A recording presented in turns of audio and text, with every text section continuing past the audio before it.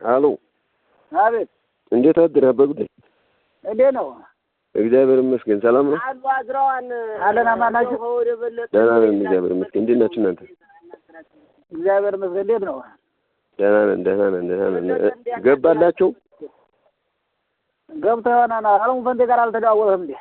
መቼ አለሙ ስልኩ መቼ ይሰራል? የፈንታ ቤት አለ? የፈንታ ቤት ስልክ አለ? ይሰራል። የሰላሳ ቤቱ ይሰራል። አሁን አግኝቷል። እሺ እንትኑስ ነበረ ትላንት እዚህ አፋሳ ምናምን አድርገው ነበርና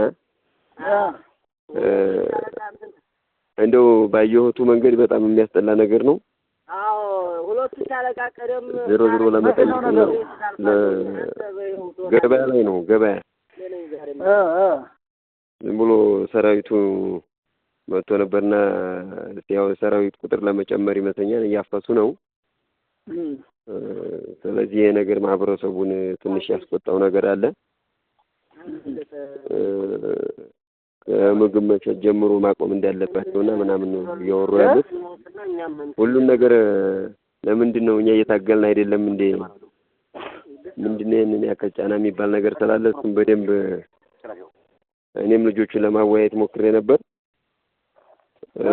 ከድርጅት የወረደ ነገር ነው የሚባል ነገር ነው የሰማሁት። ምናልባት ድርጅቱ እንደዚህ አይነት አውርዶ ከሆነ ከድርጅቱ በላይ ልንሆን አንችልም። ነገር ግን ድርጅታችንን የሚጠቅም ሳይሆን ይሄ የሚጎዳ ነው ያለው።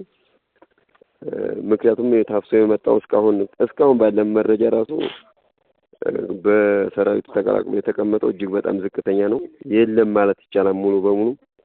ስለዚህ መሆን ያለበትኝ ከማፈስ ይልቅ ህዝብ ግንኙነቶቹ ማህበረሰቡን ቢያስተምሩ፣ የፖለቲካ ዘርፍ ኃላፊዎቹ ፖለቲካውን እያስተማሩ ማህበረሰቡን እየቀየርና ልጆቻቸውን ወደ ትግል እንዲያስገቡ ማድረግ ነው እንጂ ገበያ ላይ እያፈስን ቆስለኛ እንኳን ተሸክሞ ከአንድ ቦታ ወደ አንድ ቦታ የሚወስድልን ማህበረሰብ እያጣነ ነው ያለነው። ምክንያቱም ከዚህ ጀምሮ እስከዛ የተደራጀው ማህበረሰብ አሁን ፋኖ በሚመጣ ሰዓት እየሸሸገ ዱር እየገባ ከተማ ውስጥ ያለው መከላከያ በሚመጣ ሰዓት ወደ ከተማ እየወጣ ከሆነ ወጣቱ ትግሉ ወዴት እየሄደ ነው የሚለው እጅግ በጣም አሳሳቢ ነው።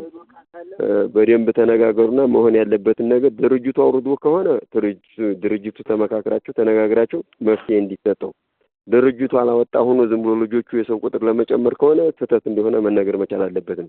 በእኔ በኩል 100% የምነግርህ በቃ እየተበላሸብን ነው ትግሉ ያለው ማለት ነው።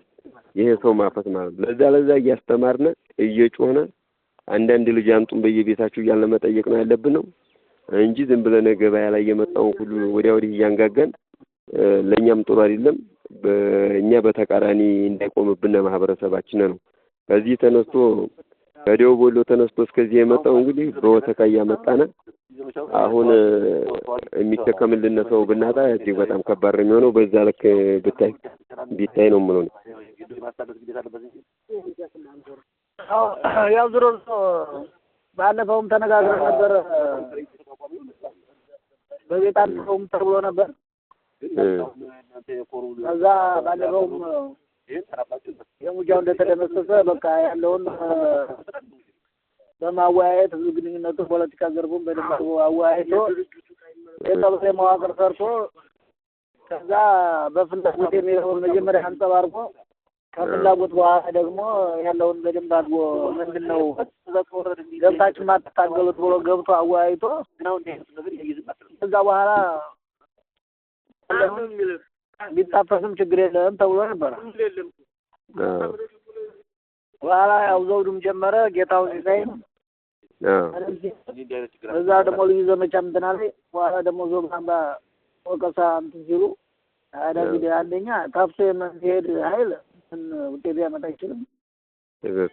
እየጠፋ እንደገና እረኝነት ነው የሚሆነው። በፍላጎት ያልመጣ እንደገና በፍላጎት እየመጣ የሚመጣውንም አፈሳል ሲባል በኋላ ገብ ያደርገዋል። እንደኛ የሰራዊት ጥረት ያለ ያስመስላል እና እንዴት ነው እንዳንተ